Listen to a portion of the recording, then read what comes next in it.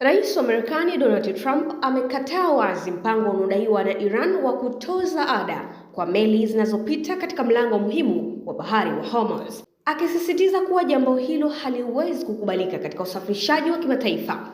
Trump alitoa msimamo huo akiwa ndani ya ndege ya Race Air Force One akijibu swali la waandishi wa habari kuhusu uwezekano wa Iran kuweka tozo kwa meli zinazopita katika njia hiyo nyeti ya mafuta duniani.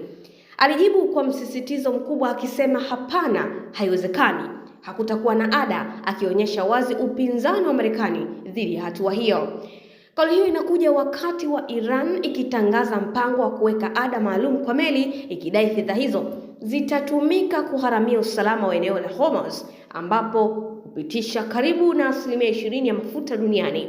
Hatua hiyo imezua wasiwasi mkubwa wa kimataifa kuhusu uhuru wa usafirishaji wa bahari na athari zake kwa biashara na bei ya nishati.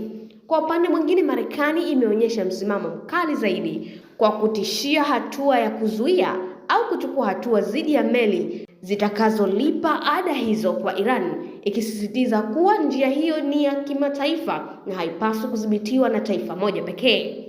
Mvutano huu unatokea sambamba na vita na mazungumzo ya kusaka suluhisho kati ya Marekani na Iran, ambapo pia kuna uwezo wa usitishaji vita wa muda unaoruhusu baadhi ya meli kupita katika eneo hilo kwa masharti maalum.